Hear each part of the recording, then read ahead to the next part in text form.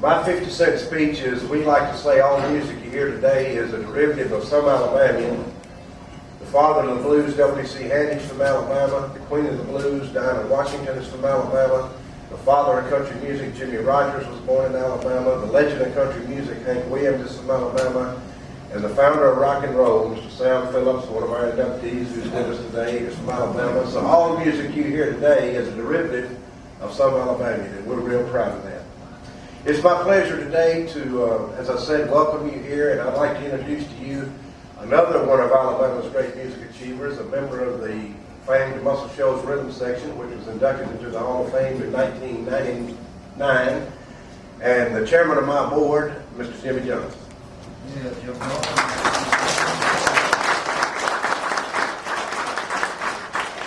You know, this really gives me a lot of pleasure to unveil this star. It's one most deserved. Mack was born in Tannell Creek, Alabama.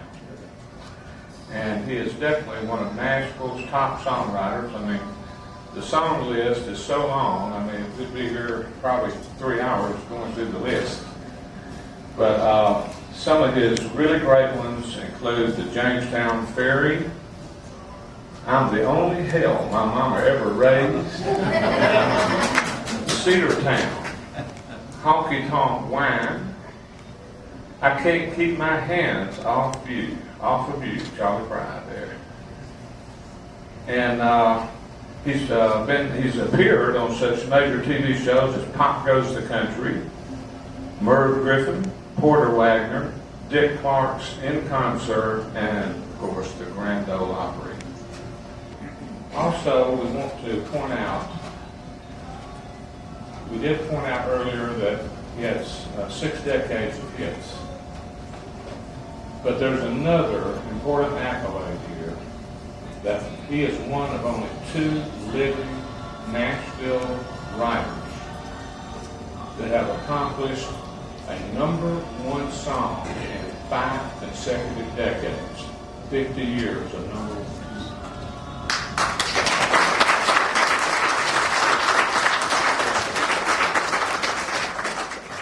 Well, thank you so much, David. You worked hard. You people don't know, but Mack has meant a lot to me personally for very many years. I probably saw, and I don't know that Mack took any particular thought about it or did anything in particular that he had been doing with Jerry Lee. But over in the Coliseum, Lauderdale County Coliseum, when they were starting the Point Park for the Veterans Park there at the north end of Wilson Dam, I believe it was Bailey Anderson, who was the editor of the Times Daily in Florence, called me and asked me if there was somebody that I could get maybe to help them raise some money to get it going. I'll make it as brief as I can, but anyway, I did get a hold of them. Then the guy that succeeded Bailey at the Times Daily, I don't remember his name offhand, but he was kind enough to come to me also and ask me for that help, and I said, I'll do my best. And so Jerry Lee and Mack were playing in Huntsville. I don't know if it was 1 or 2 nights, but anyway, I don't know in Huntsville, asked Jerry Lee would he come over. And he did come over. And we raised the first money for a Point Park, the Veterans Park, on the Florence end of the Wilson Dam. Now the big thing is that this man right here always opened for Jerry Lee, as long as he was with him. Now that's not an easy damn job. But I can tell you, and Mr. Lewis, Jerry's father, was there that night. And really I expected a Jerry Lee Lewis show, knowing that Mack would do a great job.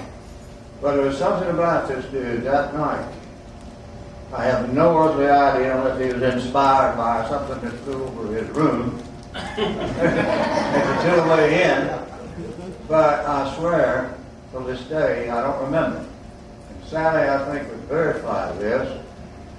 She's a lady that never tells a lie, and I tell a lot of them, and she covers them up for me. But this is no lie.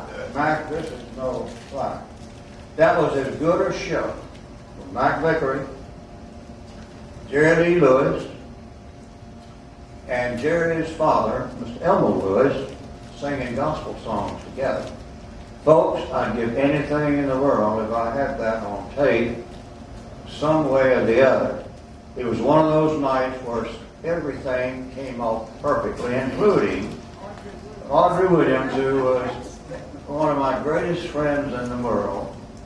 And either Audrey liked a little booze every now and then, but the booze didn't like Audrey. It didn't treat her too favorably. But she got on stage because she was so impressed. Number one, I think she was in love with Mack, for one thing. And she felt pretty good. And a dear friend of mine, love her to death. And there was no way to get her off stage talking about that show, Jerry Lee and Mack Vickery. But the reason I take up so much of your time, it happened right here in Florence, Alabama. And now Mack is in this beautiful Hall of Fame. And I know he didn't get here by the fact that he was just put in out of sympathy. He got here because when I talked to Mack and I talked to David, and I know David and the board were not going to put some people in here that didn't deserve to be, no matter what the contribution or anything else might be. But I can tell you that Mack, it is a distinct honor and pleasure to be here with these wonderful people that I feel are my first cousins in one way or the other. And I bet some of you are, whether you admit it or not. Because on both sides of my family, Phillips and the Lovelesses, I mean, we had bootleggers, we had a little bit of everything going on in our family by tradition, as St. Junior said.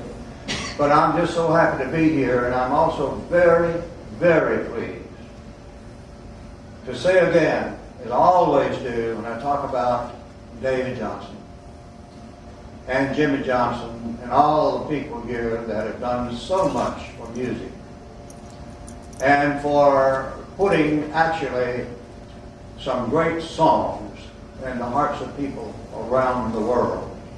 I'm so proud of this area.